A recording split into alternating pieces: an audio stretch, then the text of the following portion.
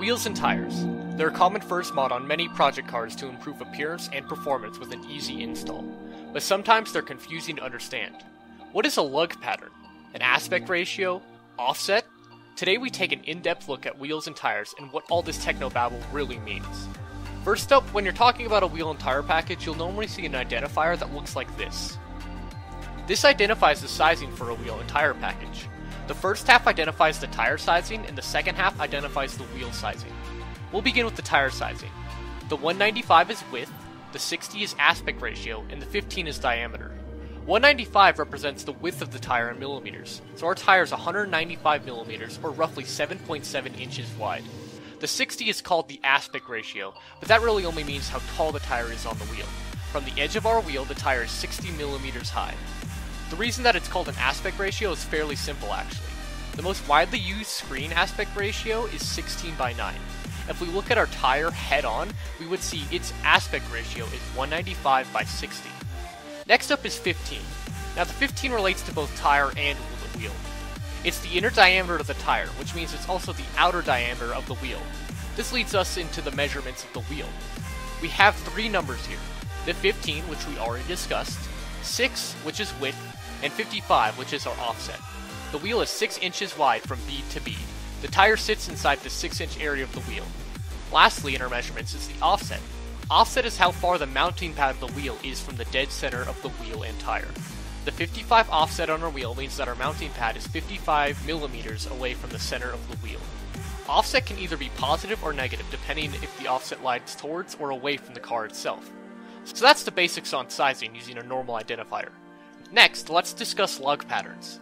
Most cards will have either a 4, 5, 6, or 7 lug pattern. These all have specific measurements associated with them to use with certain wheels. A 4 lug pattern is measured straight across in millimeters. A 4x100 wheel will measure 100 millimeters from bolt to bolt across. A 5 lug wheel measures from one lug to another and skips a lug. A 5x100 wheel will have 100 millimeters between these two bolts. 6 lug goes straight across and 7 lug skips 2. So let's say you have a Subaru. Most Subarus, other than some STIs, have a stock lug pattern of 5x100, meaning any 5x100 wheel will fit on that Subi. Now a tire consists of many different parts. It has 5 main layers and 3 other structures. Starting from the inside out, we have the bead, lower bead area, sidewall, and the tread.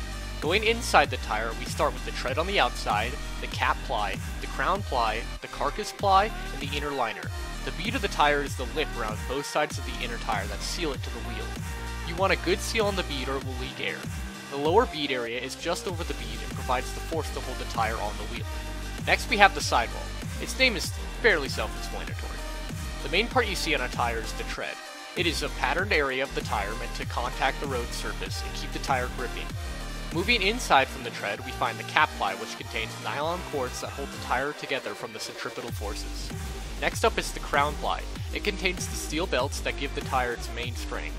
Next we have the carcass ply that also contains some woven cords that hold the pressure inside the tire. Lastly, we have the inner liner, which is a smooth, airtight layer that acts like the inner tube containing all the air in the tire. Next up, we'll talk about different types of tires. We have the normal sets that are used on everyday cars, such as all seasons, winter, and summer sets. All seasons have tread and rubber formula meant to work good on most road surfaces all year long in climates that don't fluctuate too much. Winter tires are designed to perform well in snow and sometimes feature metal studs embedded in the outside layer of the tread. These dig into the snow and ice and give much more grip than you would get without them.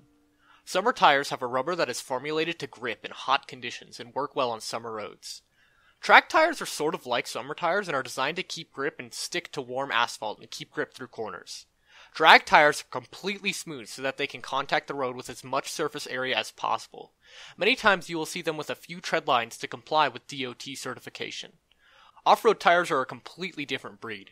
Their treads are very deep and contain a flexible rubber formula meant to grip in mud or on rocky unstable surfaces.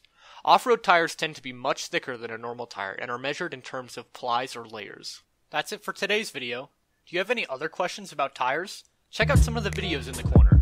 Thanks for watching.